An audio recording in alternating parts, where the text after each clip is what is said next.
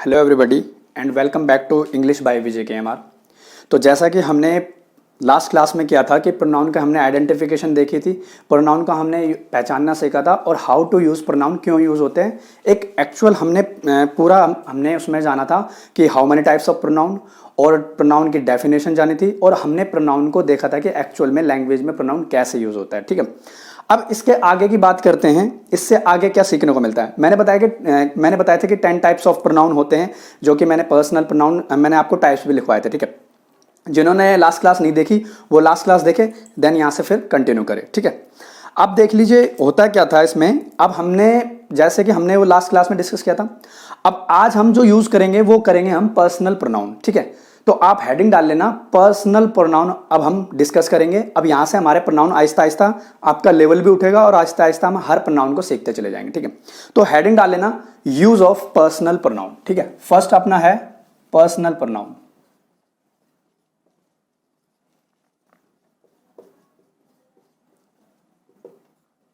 अब देखिए personal pronoun होते क्या हैं। ठीक है, मैंने बताया था कि लास्ट क्लास में कि पर्सनल प्रोनाउन वो होते हैं जो किसी एक पर्सन के बारे में बताए या किसी एक पर्सन को शो करे। ठीक है, तो यहां पे लिख लेना show a person, show a person. ठीक है, शो अ पर्सन या फिर किसी एक पर्टिकुलर पीपल की बात करेगा वो। ठीक है, यानी कि वो पर्सन की बात कर सकता है या फिर किसी एक पर्टिकुलर पीपल की भी बात कर सकता है। पर्टिकुलर पीपल की बात क्या है यार, वो किसी बल्क में भी बात कर सकता है और एक कनेक्टिविटी भी दिखा सकता है वो, या किसी एक पर्सन के बारे में भी सीधा सीधा डिनोट कर सकता है। ठीक है, यहां तक बात हमने सीखी। अब इससे हम आगे करेंगे कि भाई पर्सनल प्रोनाउन में हमें क्या क्या सीखने को मिल सकता है। तो आपने देखा कि इंग्लिश का एक लैंग्वेज है। ठीक है,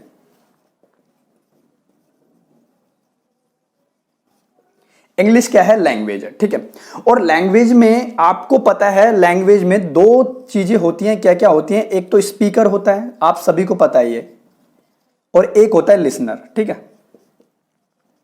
एक होता है लिसनर, यानी कि एक होता है स्पीकर हमारा और एक होता है हमारा लिसनर। ठीक है, कैसे? अब देखिए कैसे होता है। यानी कि एक होता है हमारा स्पीकर और एक होता है हमारा लिसनर। ठीक है, ठीक है। अब देखिए दो चीजें तो होती हैं। कैसे? जैसे मैंने बोला था कि आई विल हेल्प यू, तो आई क्या हो गया, स्पीकर हो गया, और यू क्या हो गया, एक लिसनर हो गया। ठीक है, अब मुद्दा यह है एक इसमें और चीज होती है, एक होता है इसमें एक और चीज होती है। ठीक है, एक इसमें एक और चीज होती है जो होती है एक नॉन एक्टिव पर्सन। ठीक है, non active person, non active person. अब आप बोलोगे सर ये नॉन एक्टिव पर्सन क्या है? नॉन एक्टिव पर्सन वो होते हैं जो हमारे बीच में हमारी कन्वर्सेशन को सुन नहीं सकते। ठीक है, जैसे आप और मैं बात कर रहे हैं। ठीक है, तो मैं क्या हो गया, स्पीकर हो गया, और आप हो गए लिसनर हो गए। तो बेसिकली ये नॉर्मल कन्वर्सेशन है, मैं आपको पढ़ा रहा हूं और आप समझ रहे हो। ठीक है, इसके बाद में एक नॉन एक्टिव पर्सन होता है। कैसे होता है नॉन एक्टिव पर्सन?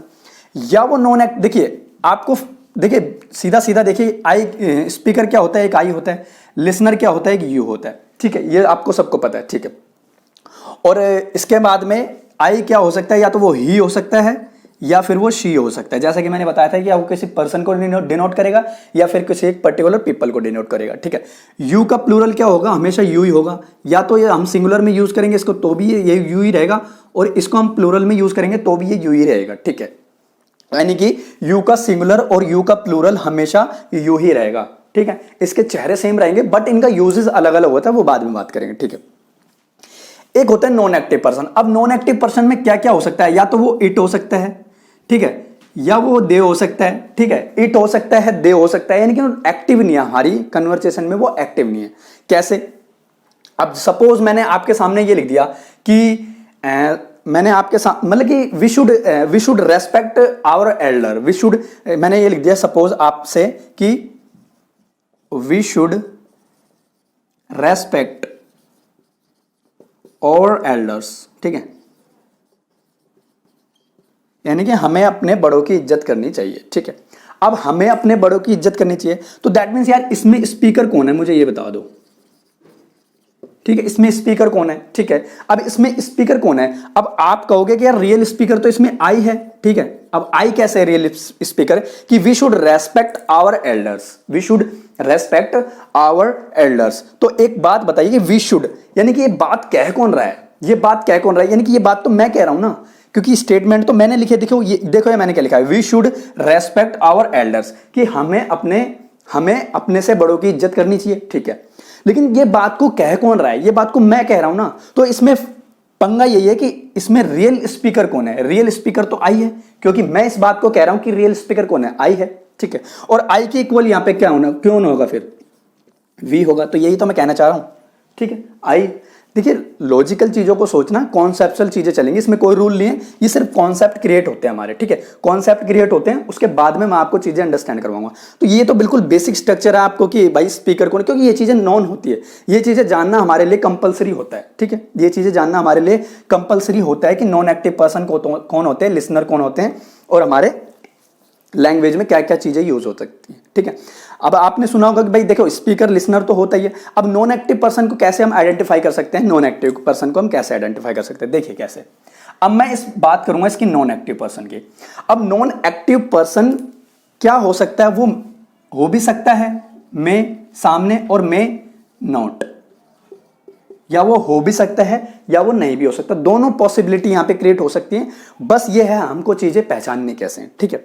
अभी मैं पर्सनल प्रोनाउन की बात कर रहा हूं, एक ब्रीफ आपका तैयार कर रहा हूं पर्सनल प्रोनाउन के बारे में, फिर स्टेप बाय स्टेप हम वन बाय वन सबको डिस्कस करेंगे बिल्कुल डिटेल में कि एक्चुअल में इनका लैंग्वेज में कैसे यूज होता है और एग्जामिनर इस पे बेस्ड ऑफ क्वेश्चन कैसे बना सकता है, इन चीजों पे बेसिकली हम डिस्कस करेंगे, ठीक है। चलो देखते हैं। अब बात यह है कि भाई अननोन जेंडर के लिए, देखिए non active person first of all मैं कह सकता हूं कि ये अननोन जेंडर के लिए होता है, ठीक है। अननोन जेंडर के लिए, अननोन जेंडर के लिए क्या हो सकता है, नॉन एक्टिव पर्सन यूज हो सकता है अननोन जेंडर के लिए, ठीक है।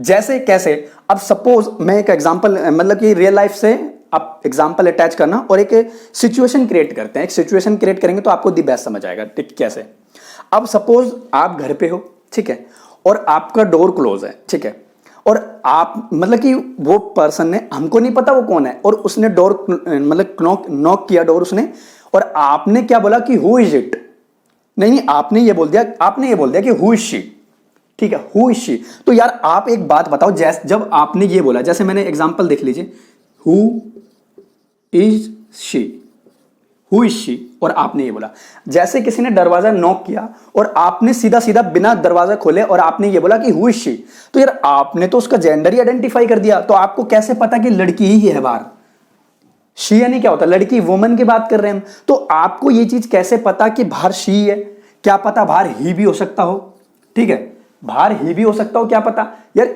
आप हमको जेंडर उसका नोन थोड़ी है, हमको उसका जेंडर नोन नहीं है, तो आप कैसे आइडेंटिफाई कर सकते हो कि वहां पे शी है। बात को समझना बड़ी गहराई से, बिल्कुल आसान चीज है, ठीक है। आपने बोला हु इज शी, तो यार हु इज शी बोलते ही बच्चे के दिमाग में यही मतलब यही सिचुएशन क्रिएट होगी कि आपने अपना जेंडर ही आइडेंटिफाई कर दिया, आपने अपना जेंडर ही आइडेंटिफाई कर दिया, तो फिर तो वहां नॉन एक्टिव पर्सन की जरूरत ही नहीं है, वहां तो नॉन एक्टिव पर्सन की जरूरत ही नहीं है। तो इसी सेंस में हम वहां यूज करेंगे हु इज, ये नहीं आएगा, और वहां आएगा हु इज इट, ये होता है बच्चे इट का फंक्शन, ठीक है। तो इट किसके लिए यूज करते हैं हम, अननोन जेंडर के लिए, अननोन जेंडर के लिए हम क्या यूज करते हैं, इट यूज करते हैं। जैसे सपोज आप अब छोटा बेबी है, सपोज उसने जन्म लिया और आपका उसका जेंडर अननोन है, आपको उसका जेंडर, आप उसके जेंडर से नोन नहीं है, आपको उसका जेंडर नहीं पता, ठीक है। और आपने बोला कि भाई आप मिलने गए उस बेबी से और आपने बोला कि यार she is very cute, she is cute, तो आपको क्या पता है उसका जेंडर क्या है, आप फोटो देख, सपोज आपके व्हाट्सएप पे कोई फोटो आई, आपके कुछ भी आपके ट्विटर हैंडल पे कोई फोटो आई है और आपने उसमें कमेंट किया है कि शी इज ब्यूटीफुल, आपको उसका जेंडर पता है, नहीं पता ना आपको जेंडर, तो आप वहां लिखेंगे कि इट इज ब्यूटीफुल, आप वहां क्या लिखेंगे, it is beautiful, it is beautiful, क्या लिखेंगे वहां, इट इज ब्यूटीफुल। तो नॉन एक्टिव पर्सन के लिए हम इट यूज कर सकते हैं, और इट का प्लूरल क्या बनता है, दे, ठीक है। ये चीजें यहां तक हुई बात क्लियर। अब यहां तक बात हुई क्लियर, तो ये था अपना पर्सनल प्रोनाउन का ब्रीफ कि भाई एक लिसनर होता है, एक स्पीकर होता है और एक नॉन एक्टिव पर्सन होता है, नॉन एक्टिव पर्सन कैसे कैसे सिचुएशन क्रिएट कर सकता है, वो चीजें होती हैं, ठीक है। एक एग्जांपल मैं आपके सामने फ्रेम करूंगा और उस एग्जांपल से आप चीजों को अंडरस्टैंड करना कैसे, देखिए जैसे मैंने लिख दिया, I have never met you here, आपने लिख दिया I have never met you here, I have never met you here. अब आप बोलोगे सर इसमें स्पीकर कौन है, स्पीकर तो आई है, इसमें पक्का बात है, इसमें स्पीकर आई है, ठीक है। और इसमें लिसनर क्यों है, कौन है, इसमें यू है लिसनर, ये भी आपको सबको पता है, ठीक है, कि लिसनर क्या है, इसमें यू है, ठीक है। अब I have never met you here, मैं तुमसे यहां पहले कभी नहीं मिला। यार आप ये देखो, जब आपने बोला कि मैं तुमसे यहां पहले कभी नहीं मिला, तो यार आज तो मिल लिया ना, वहां आज तो मिल लिया यार, इसका मतलब पहले तो मिला हुआ है। आप ये चीज कैसे, अब आप सपोज ये कह रहे तो आप किसी के घर गए और आपने कुछ वहां पे कोई डिश खाई, ठीक है।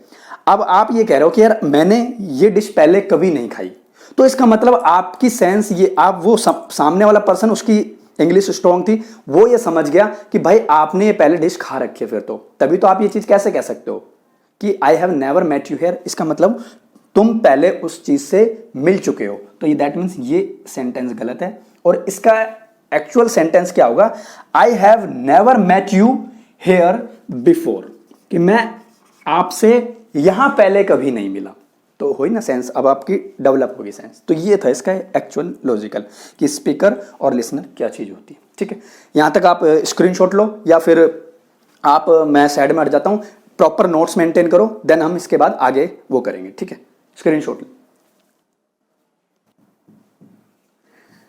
ठीक है। तो यहां तक आपका नोट डाउन हो गया होगा। अब आगे सीखने को क्या कुछ मिलेगा देखते हैं।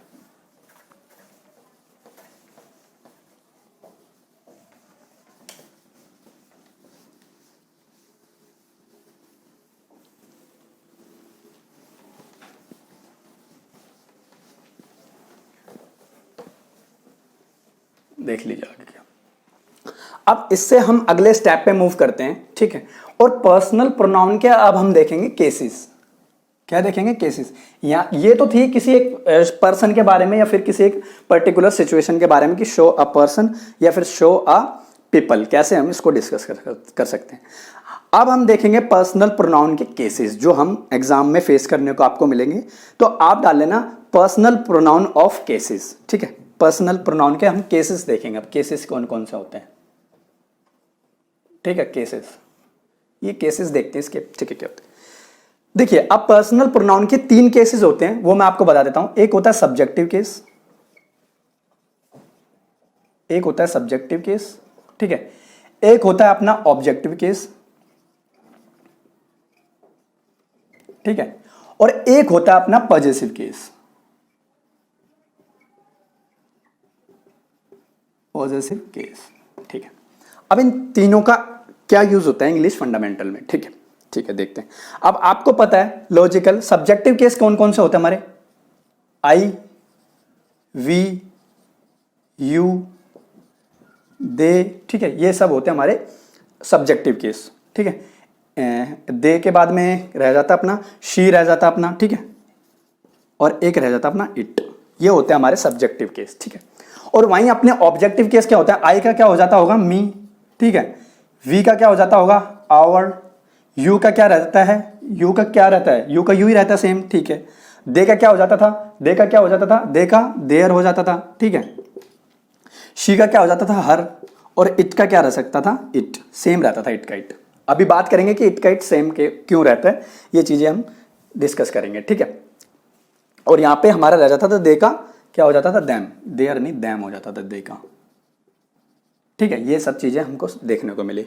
अब पॉजेसिव केस क्या होते हैं, पॉजेसिव केस आपने देखा होगा, माई हो जाता है, ठीक है, आवर हो जाता है, जो किसी एक पोजीशन को दिखाए, यानी कि आई एम ट्राइंग टू से, जो किसी एक अपने अधिकार को शो कर दे, जो अपने एक अधिकार को प्रेफर कर दे, जो अपने एक अधिकार को शो कर दे, वो होता है हमारा पॉजेसिव केस। पॉजेसिव केस में हमारा माई आता है, आवर आता है, और अपना आ जाता है, एक इसमें आवर आ जाता है, एक आ जाता है इसमें अपना योवर आ जाता है, ठीक है। योवर के बाद में आ जाता है इसमें अपना हर्ष आ जाता है, हर आ जाता है, और इसमें आ जाता है एक देयर। ये हमारे होते हैं पॉजेसिव केस, ठीक है। पॉजेसिव केस क्या होता है, और हमारा एक लास्ट बचता है इट का, सब्जेक्टिव केस भी इट रहता है, ऑब्जेक्टिव केस भी इट रहता है, और पॉजेसिव केस में हमारा क्या हो जाता है, ये इट्स हो जाता है, ठीक है। ये सब चीजें हमें देखने को मिलेगी इसमें, ठीक है। तो ये थे हमारे 3 केसेस, और इसमें देखिए ये इट और ये इट सेम है, ठीक है, और इनका पॉजेसिव केस में इट्स हो जाएगा। तो आप इस पे स्टार लगा लेना, और ये ही चीज हम डिस्कस करेंगे कि यार इनके चेहरे क्यों सेम होते हैं। ये तो बिल्कुल छोटे छोटे हैं, बिल्कुल सिंपल है, बिल्कुल आसान है। इनको मैं अभी आपको बता दूंगा कि ये कैसे यूज हो सकते हैं, ये कैसे सब्जेक्टिव केस ऑब्जेक्टिव केस कैसे यूज होते हैं। यहां तक आप चीजें अंडरस्टैंड कर पाओगे आराम से कि ये चीजें एक्चुअल में होती हैं। ठीक है, ठीक है, अब यहां तक नोट डाउन करो, देन मैं फिर आपको एग्जाम्पल क्रिएट करता हूं आगे आगे क्या होगा। ठीक है, यहां स्क्रीनशॉट ले लो फिर।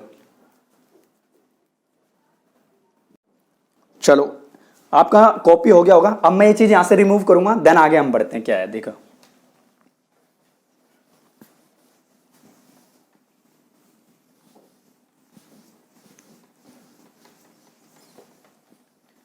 अब देखो इसमें एक चीज आपको पढ़नी पड़ेगी। देखिए अब हम पढ़ेंगे इसमें एक कॉन्सेप्ट पढ़ेंगे। अब यहां से हमारे कॉन्सेप्ट डेवलप होंगे। आप हेडिंग डालना कि how to use subjective and objective case, ये चीज है। ठीक है, अब हम देखिए आपने टेबल क्रिएट की होगी, आपने जो टेबल बनाई होगी वो टेबल मैंने आपको लिखवाई थी। अब उसमें हम दो टॉपिक डिस्कस करेंगे, एक तो सब्जेक्टिव केस और एक है हमारा ऑब्जेक्टिव केस। इन दोनों का क्या यूज होता है लैंग्वेज में, प्रोनाउन में। ठीक है, वो चीज हम बेसिकली यहां पर डिस्कस करेंगे। और अपना अब कॉन्सेप्ट यहां से स्टार्ट होते हैं। कॉन्सेप्ट डाल लेना आप 1।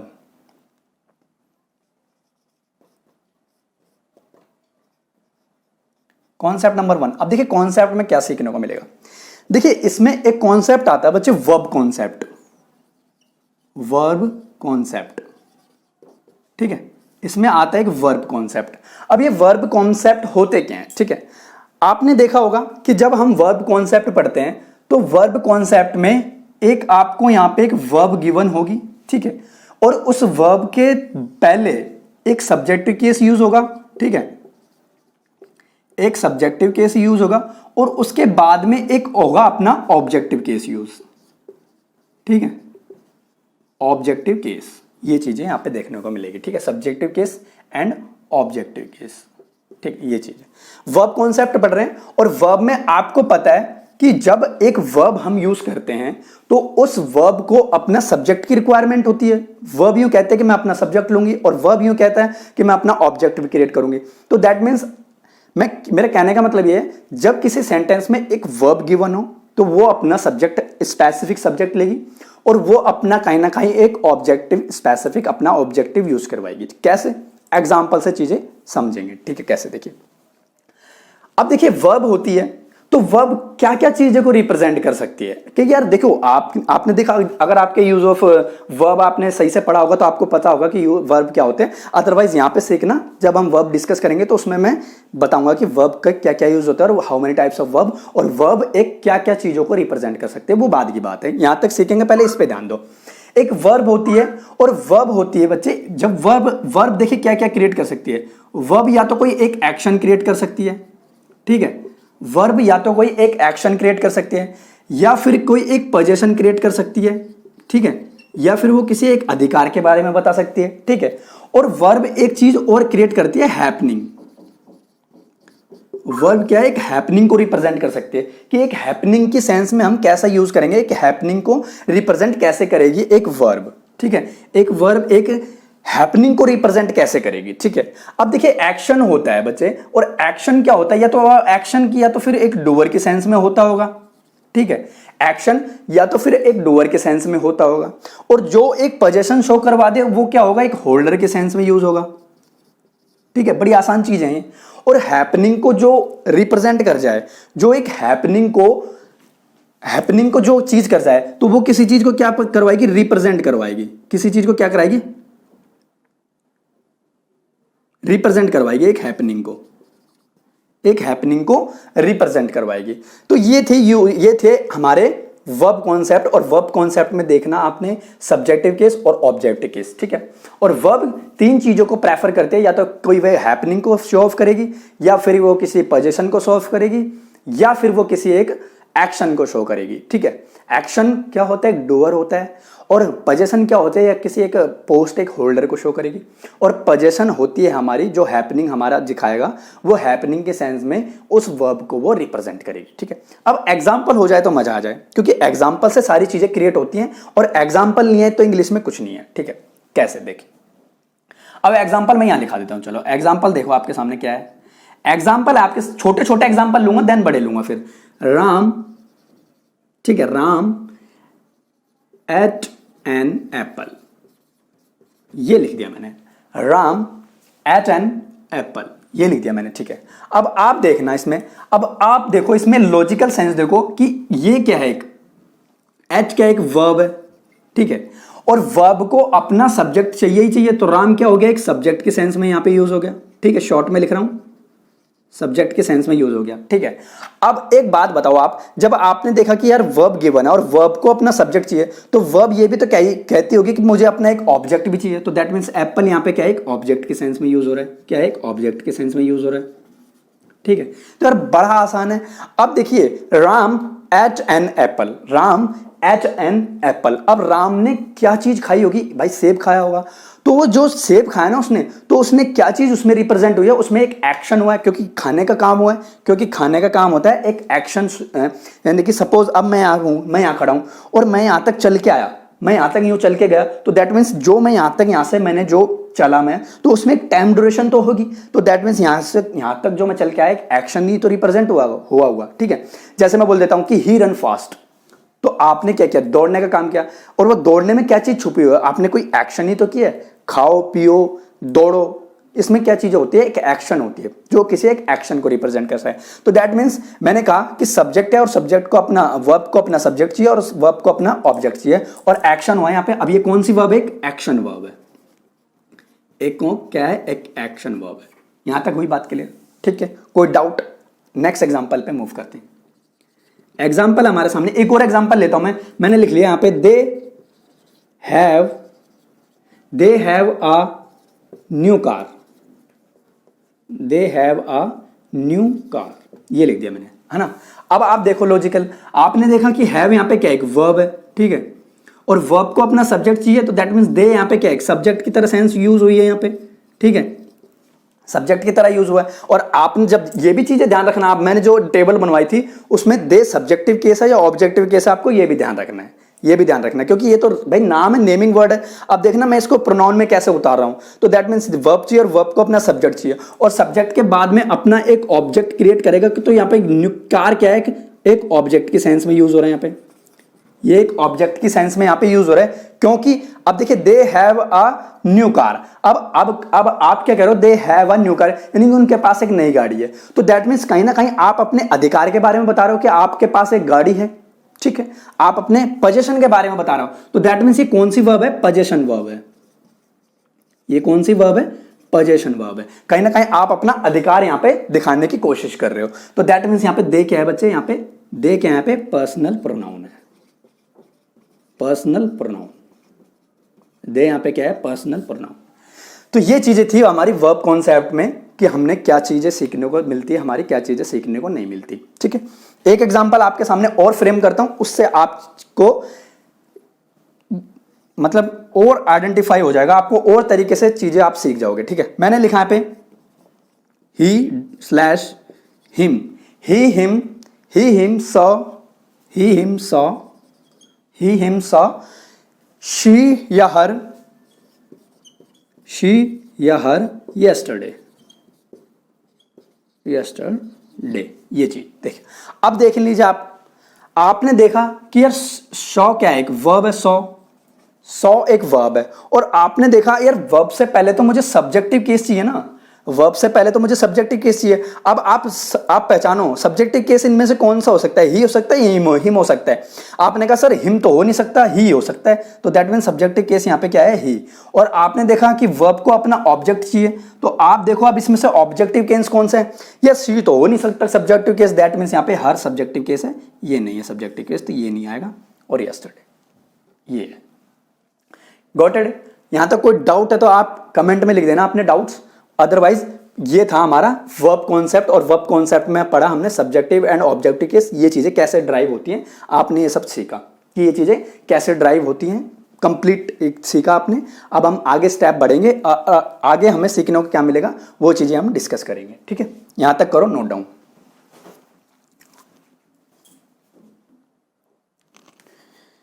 ठीक है, तो आपका नोट डाउन हो गया होगा। अब हम अगले कॉन्सेप्ट में मूव करते हैं कि अगले कॉन्सेप्ट में क्या सीखने को मिलेगा, ठीक है।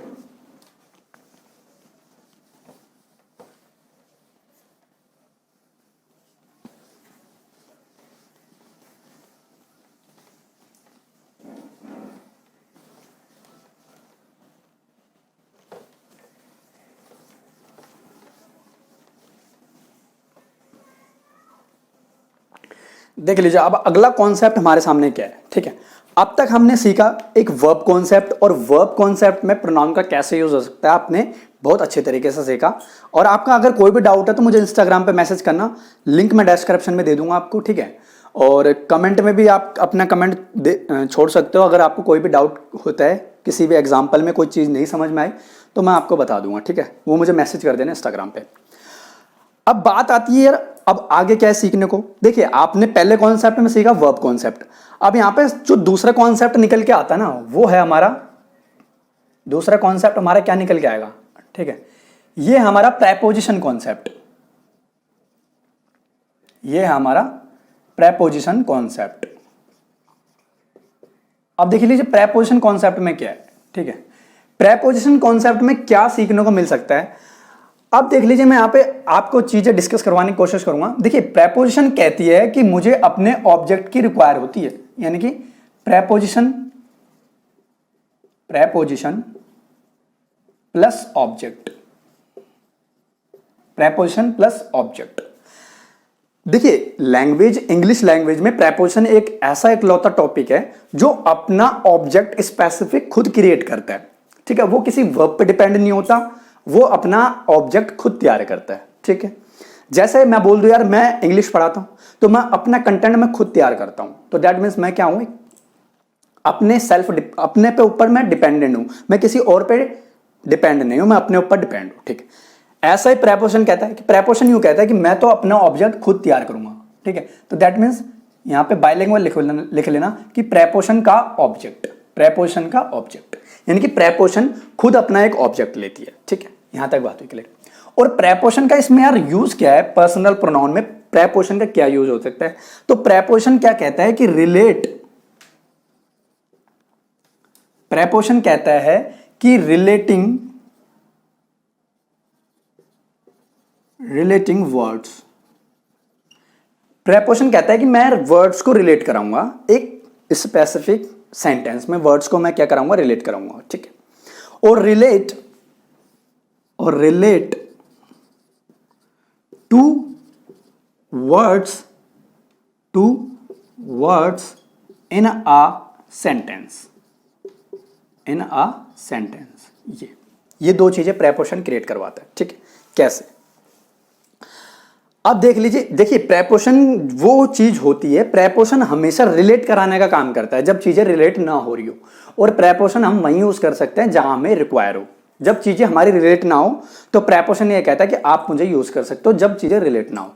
अदरवाइज चीजें रिलेट हो रही हैं, अपने आप में स्पेसिफिक मीनिंग वो दे रही हैं, तो वहां प्रेपोजिशन की रिक्वायरमेंट नहीं होती। जैसा कि मैंने नरेशन की एक वीडियो डाल रखी है इसी एक चैनल पे, उसमें आप देखना कि प्रेपोजिशन कहाँ यूज हो सकते हैं। मैंने एक रीजन भी बताया हुआ है इसका कि प्रेपोजिशन कब और कहाँ यूज हो सकती हैं, और वो कहती क्या है यूज होने के बाद में, ठीक है। तो मैं यहाँ पे छोटे लेवल पे बता रहा हूँ, मैं प्रेपोजिशन नहीं पढ़ा रहा अभी, मैं सिर्फ आपको प्रोनाउन पढ़ा रहा हूँ। लेकिन मेरा मोटो ये है कि आपको कोई भी डाउट ना हो, जो भी चीजें हैं आपको पूरी की पूरी कराई दी जाए, ठीक है। तभी तो मैंने लिखा था बैनर पे free foundation batch. Free foundation batch का मतलब ये है कि मैं इसमें से कोई भी चीज नहीं छोड़ने वाला जो आपके एग्जाम में आती हूं, मैं कुछ नहीं छोड़ूंगा ऐसा, आपको हर चीज देखने को मिलेगी, दी बेस्ट समझ में आएगा, ठीक है। तो प्रेपोजिशन कॉन्सेप्ट क्या कहते हैं, रिलेटिंग वर्ड्स होते हैं और relate to words in a sentence, यानी कि वर्ड सेंटेंस में किन्हीं दो चीजों को वो जोड़ने का काम करती हैं जब चीजें हमारी जुड़ नहीं रही हो, ठीक है। ये चीजें होती हैं। अब यार कैसे नहीं जुड़ रही होती है, ठीक है, एग्जाम्पल देखते हैं। अब एग्जाम्पल है हमारे पास में। अब आपने देखा मैंने लिखा था यहां पे ही एट एन एप्पल, ये देखा मैंने। अब आपने यहां पे देखा कि ही यहां पे क्या है, वो ये वर्ब है यहां पे, ठीक है। और वर्ब को अपना सब्जेक्टिव केस चाहिए, तो दैट मींस यार ये क्या हो गया, सब्जेक्टिव केस हो गया, ठीक है, सब्जेक्ट लिख लेते हैं, चलो सब्जेक्ट हो गया। और आपने देखा इस वर्ब को अपना ऑब्जेक्ट चाहिए, तो दैट मीन्स एप्पल यहां पे क्या हो गया, एक ऑब्जेक्ट हो गया, ऑब्जेक्ट हो गया, ठीक है, यहां तक बात हुई क्लियर।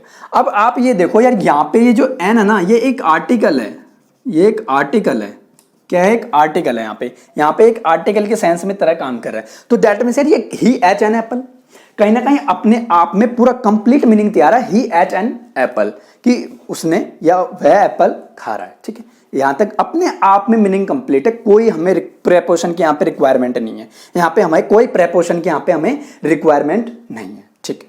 अगला एग्जांपल देखते हैं। अगला एग्जांपल देखा मैंने यहां पे देखा मैंने शी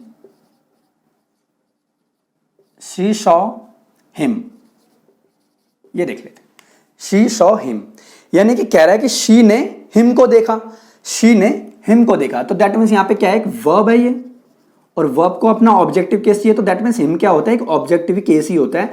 आपने वो टेबल ध्यान से देखी होगी, तो यहां पे हिम क्या होता है, एक ऑब्जेक्टिव केस होता है, ठीक है। तो इस बार इसका ऑब्जेक्ट ये अपने आप में कंप्लीट मीनिंग तैयार है, अपने आप में कंप्लीट मीनिंग तैयार है कि ये वर्ब का ऑब्जेक्ट है ना, ये वो एक वर्ब का ऑब्जेक्ट है, इसमें कोई दिक्कत नहीं है। चलो अगला एग्जांपल फ्रेम करते हैं। अगला एग्जांपल क्या है हमारे पास में, अगला एग्जांपल है हमारे पास में शी केम हिम, ये लिख लेते हैं, चलो शी केम हिम।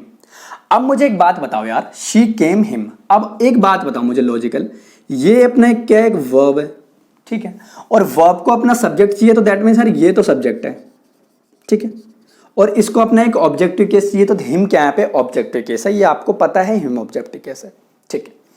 और यहां पे मैं लगा देता हूं टू, यहां पे मैं लगा देता हूं टू, ठीक है। अब आप देखो, आप अब मुझे अपने कमेंट में बताना आपकी इस टाइम ये हिम है ना, ऑब्जेक्ट है किसका, या ये वर्ब का ऑब्जेक्ट है, या फिर ये एक प्रेपोजिशन का ऑब्जेक्ट है, ये चीज आप मुझे बताओ, ये चीज मुझे आप बताओ। तो मेरा कहने का मतलब है कि इस टाइम ये ऑब्जेक्ट है ना, ये इस टू का ऑब्जेक्ट है, ये इस टू का ऑब्जेक्ट क्या है, हिम, टू का ऑब्जेक्ट क्या है, हिम, टू का ऑब्जेक्ट क्या है, हिम, और टू हमारे क्या है, एक प्रेपोजिशन है, टू क्या है हमारे एक प्रेपोजिशन है, शॉर्ट में लिख रहा हूं, ठीक है। इस टाइम ये वर्ब का ऑब्जेक्ट नहीं है, क्योंकि देखो she came him, she came him, आप चीजों को रिलेट ही नहीं कर पा रहे, आप चीजों को रिलेट ही नहीं कर पा रहे, रिलेट कैसे नहीं कर पा रहे, देखो शी केम हिम, यार बिल्कुल ऑड लग रहा है, लॉजिकल सेंस रही है, she came him, she I him, यार ये क्या हो गया, यहां तो देख शी ने हिम को देखा, स्पेसिफिक मीनिंग तैयार है, देखिए बाइलिंगुअल लिखना, आपको चीजें याद रहेगी, यानी कि शी ने हिम को देखा, हिम को देखा, ये चीज है यहां पे। अब इस टाइम मैं यहां पे हिंदी में लिखा देता हूं, इस टाइम बाइलिंगुअल लिखना, इस टाइम यह प्रेपोजिशन का ऑब्जेक्ट है, प्रेपोजिशन का ऑब्जेक्ट है, ऑब्जेक्ट है, बाइलिंगुअल लिखोगे चीजें आराम से याद रहेंगी, ठीक है। तो इस टाइम ये सी का ऑब्जेक्ट, केम का ऑब्जेक्ट नहीं है, इस टाइम ये टू का ऑब्जेक्ट है, क्योंकि टू एक क्या है, प्रेपोजिशन है, ठीक है। आई बात क्लियर में, क्योंकि वहां चीजें हम रिलेट ही नहीं कर पा रहे, और चीजों को रिलेट करने का काम एक प्रेपोजिशन ही करवाता है, अदरवाइज कोई टॉपिक नहीं करवाता एक रिलेट करने का काम, ठीक है। यहां तक हुई बात क्लियर। तो हमने देखा वर्ब कॉन्सेप्ट में कि वर्ब अपना एक ऑब्जेक्ट लेती है स्पेसिफिक, कब लेती है ऑब्जेक्ट, जब हमें चीज रिलेट करवानी हो, ठीक है, जब हमें चीजें रिलेट करवानी हो, अदरवाइज तो हम चीजें ऐसे भी यूज कर सकते हैं, जब रिलेट ही नहीं होगी तो हम कैसे यूज कर लोगे। अब यहाँ पे क्या यूज होना था, अब यहाँ पे अगर मैं केम रख देता तो फिर हिम यहाँ पे क्या रिलेट ही नहीं हो पाता यार, फिर मैं ऑब्जेक्ट सब्जेक्ट किसे मानता, रिलेट ही नहीं हो पाती। और यहाँ पे टू लिखते ही ये हिम क्या हो गया, एक ऑब्जेक्टिव केस हो गया, तो ये एक ऑब्जेक्टिव प्रोनाउन हो गया, ये एक सब्जेक्टिव प्रोनाउन हो गया, तो ये एक पर्सनल प्रोनाउन के केसेस है, ठीक है। यहां तक हो गई बात क्लियर, ठीक है। अब आगे देख लीजिए क्या मिले थे, आगे देखने को क्या मिलेगा इसमें, यहां तक आप नोट डाउन करो, फिर मैं आगे बताता हूं आपको क्या चीजें अंडरस्टैंड होगी, ठीक है। चलो तो यहां तक आपका हो गया होगा अब नोट डाउन, अब आगे देखते हैं क्या है, ठीक है, आगे देखते हैं।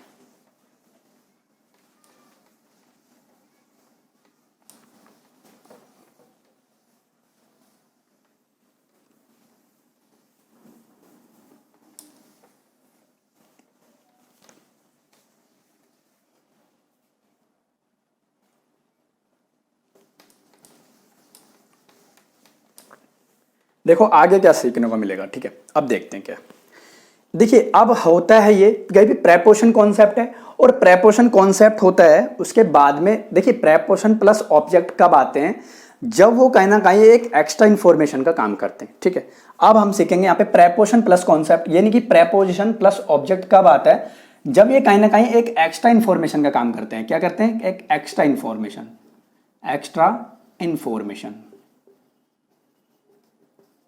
ठीक है, एक्स्ट्रा इंफॉर्मेशन देते हैं, हमेशा ये एक्स्ट्रा इंफॉर्मेशन देते हैं। क्या? प्रेपोजिशन प्लस कॉन्सेप्ट हमेशा एक एक्स्ट्रा इंफॉर्मेशन देते हैं। ठीक है, कैसे? देखिए, अब मैंने लिखा यहां पे एग्जाम्पल, द फादर ऑफ ही या हिम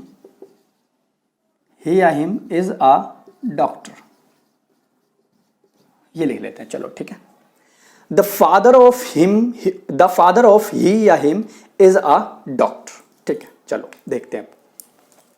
अब आपने देखा द फादर यहां पे क्या एक सब्जेक्ट है, द फादर यहां पे क्या एक सब्जेक्ट है, एक सब्जेक्ट की तरह यहां पे ट्रीट हो रहा है। ठीक है, ये फादर इसका एक सब्जेक्ट है और सब्जेक्ट की तरह यहां पे ट्रीट हो रहा है। ठीक है, सब्जेक्ट की तरह यहां पे ट्रीट हो रहा है। चलो आगे बढ़ते हैं।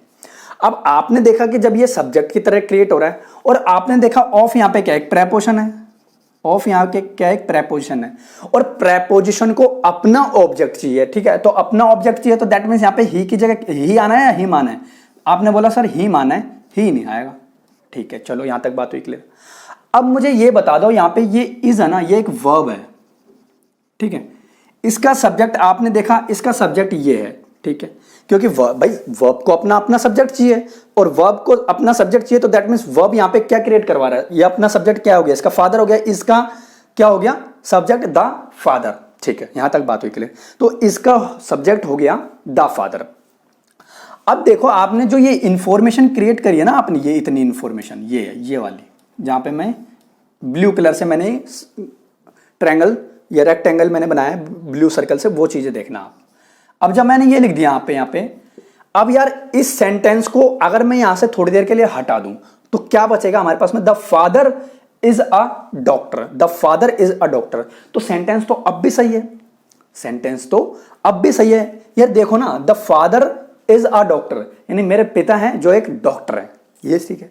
और मैंने यहां पे ये लिख दिया the father of him is a doctor, तो बात तो अब भी ठीक है।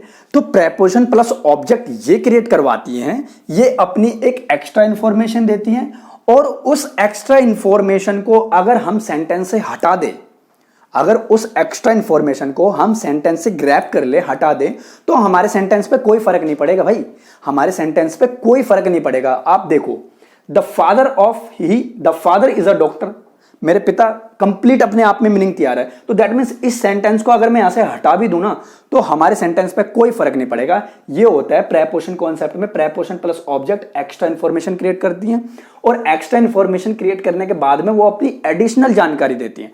तो इस सेंटेंस को अगर मैं यहां से हटा भी दूं तो सेंटेंस में हमारे पे कोई फर्क नहीं पड़ेगा। Got it? ठीक है, बात यहां तक कोई डाउट नहीं है? ठीक है, कोई डाउट नहीं है यहाँ पे, क्योंकि देखो ये मैंने लिखा दिया एक्स्ट्रा इन्फॉर्मेशन क्रिएट करती हैं, और एक्स्ट्रा इन्फॉर्मेशन ये क्रिएट करती हैं तो हमारे सेंटेंस पे कोई फर्क नहीं पड़ता जब हम इसे हटा भी दें। अदरवाइज भाई प्रेपोजिशन यूज हो रही था वहां हमारा ऑब्जेक्टिव केस, क्योंकि प्रेपोजिशन अपना ऑब्जेक्ट लेती है। Got it? करो कॉपी है अब। ठीक है, तो ये चीजें यहाँ पे सीखने को मिली हमने कि भाई कैसे कैसे चीजें ड्राइव होती है, कैसे कैसे चीजें नहीं ड्राइव होती। ठीक है ना? एक एग्जाम्पल और दूं? चलो एक एग्जाम्पल और हो जाए, एक एग्जांपल और हो जाए आपके सामने। मैंने लिखा यहां पे रोहन, मैंने लिखा यहां पे रोहन विद दे या देम। ठीक है, दे या देम, या फिर is are coming here, is are coming here. मैंने ये लिख दिया आपके सामने कि Rohan with they them is are coming here. ठीक है, अब आप देखो, आपने देखा रोहन क्या यहां पे एक सब्जेक्ट है, रोहन यहां पे क्या एक सब्जेक्ट है। ठीक है, और विद आपने देखा यार एक प्रेपोजिशन क्रिएट कर रही है, ये प्रेपोजिशन अपने आप में एक क्या, एक प्रेपोजिशन है, अपने आप में क्या एक प्रेपोजिशन है। ठीक है, अपने आप में ये प्रेपोजिशन है, और प्रेपोजिशन अपना ऑब्जेक्ट मांगती है, तो दैट मींस यहां पे देम आना था, दे नहीं आना था। ये हुई बात क्लियर? ठीक है, अब सब्जेक्ट है। अब देखो, अब आपने देखा कि इसके अकॉर्डिंग कौन सा सब्जेक्ट आएगा, इसके अकॉर्डिंग कौन सा सब्जेक्ट आएगा। अब आपने देखा कि भाई सब्जेक्ट है, क्योंकि वर्ब है तो वर्ब को अपना सब्जेक्ट चाहिए, और सेंटेंस में क्या है, एक ही चीज है कि Rohan with them, Rohan with them, तो इसके अकॉर्डिंग तो यार हेल्पिंग वर्ब इजी आनी थी, आर की में कोई सेंस नहीं है, ठीक है। तो इसका सब्जेक्ट हमारा क्या हो गया, इज, क्योंकि रोहन का, क्योंकि वर्ब है। अब देखिए इज क्या, एक वर्ब है और वर्ब को अपना सब्जेक्ट चाहिए, वर्ब को अपना सब्जेक्ट चाहिए, तो सब्जेक्ट यहां पे क्या हो गया, रोहन हो गया, ठीक है, रोहन हो गया। और रोहन होने के बाद में आपने देखा कि ये विद क्या हो गया, प्रेपोजिशन हो गया, ठीक है, विद क्या है, प्रेपोजिशन हो गया।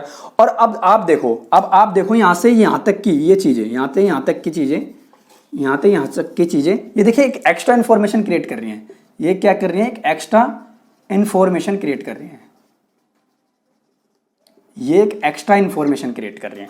तो एक्स्ट्रा इंफॉर्मेशन क्रिएट कर रही है, तो दैट मीन्स यहां पे अगर मैं इस सेंटेंस को हटा भी दूं तो हमारे सेंटेंस पे कोई फर्क नहीं पड़ेगा। देखो कैसे, Rohan is coming here, Rohan is coming here, अपने आप में कंप्लीट मीनिंग तैयार है, हमें कोई सेंटेंस की रिक्वायरमेंट नहीं है। बस ये आपको मैंने बताया कि एक्स्ट्रा इंफॉर्मेशन है कैसे क्रिएट करती हैं। अगर ये चीज लगी रहने दे तो हम प्रेपोजिशन यूज करते हैं और प्रेपोजिशन अपना ऑब्जेक्ट मांगती है। अगर ये सेंटेंस हम निकाल ले तो हमारे सेंटेंस पे कोई फर्क नहीं पड़ेगा। और ये एरर आया था हमारा सीजीएल में, CGL 2018 में ये हमारा एरर आया था, सेम एरर, बिल्कुल यही दे रखा था इंफॉर्मेशन। यहाँ पे देखिए ये एक्स्ट्रा इंफॉर्मेशन देता ही क्यों एग्जामिनर, एग्जामिनर एक्स्ट्रा इंफॉर्मेशन इसीलिए देता है ताकि आप कंफ्यूज रहो चीजों को लेके, आप चीजों को लेके कंफ्यूज हो। तभी तो देखो मैंने इतनी बारीकी से चीजें मैं आपको बता रहा हूं कि आपको कोई डाउट ही ना रहे, ठीक है। तो ये चीजें हैं आपके, ये एक्स्ट्रा इंफॉर्मेशन हम हटा भी दें तो हमारे सेंटेंस पे कोई फर्क नहीं पड़ेगा, अदरवाइज लगी रहने दे तो भी कोई फर्क नहीं पड़ेगा। बस ये होना चाहिए कि भाई प्रेपोजिशन है और प्रेपोजिशन को अपना ऑब्जेक्ट चाहिए। गॉट इट, यहां तो कोई डाउट नहीं किसी को, ठीक है, ठीक है। और देखिए रोहन, देखिए एक चीज और बताता हूं इसमें, देखिए रोहन, ये रोहन है ना, ये एक नाउन भी है, ठीक है, ये एक नाउन भी है, ये आपको पता है सबको, ये नाउन भी है। और नाउन एक क्या हो सकता है, एक एडजेक्टिव भी हो सकता है नाउन, ठीक है। ये और डिटेल, ये और डीपली की बात कर रहा हूं, और डिटेल में बात कर रहा हूं, ठीक है, और डिटेल में बात कर रहा हूं। और एडजेक्टिव क्या होते हैं, एडजेक्टिव अकॉर्डिंग वर्ब नहीं होती, एडजेक्टिव होता है वो अकॉर्डिंग वर्ब नहीं आती, ठीक है, अकॉर्डिंग वर्ब के नहीं आती, अकॉर्डिंग वर्ब नहीं यूज होती, ठीक है, नहीं यूज होती, ये चीज है, ठीक है। तो यहां तक कोई डाउट नहीं होना चाहिए, ठीक है। तो ये है अपना प्रेपोजिशन कॉन्सेप्ट, यहां पर तो नोट डाउन करो, फिर आगे हम बढ़ते हैं, ठीक है, नोट करो।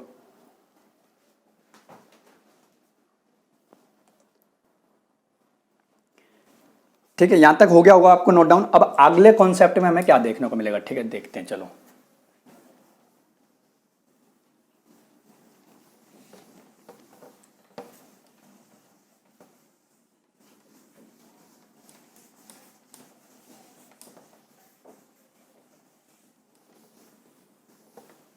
देख लीजिए अगला कॉन्सेप्ट क्या है। अब अगला कॉन्सेप्ट आपके सामने निकल के आता है, कॉन्सेप्ट नंबर 3, कॉन्सेप्ट नंबर 3, ठीक है। कॉन्सेप्ट क्या कहते हैं, एक होता है कंपैरिजन कॉन्सेप्ट, कंपैरिजन कॉन्सेप्ट। अब देखिए कंपैरिजन कॉन्सेप्ट क्या होता है, प्रोनाउन में एक चीज यूज होती है कंपैरिजन कॉन्सेप्ट, ठीक है। तो how to use comparison concept in pronoun, ठीक है।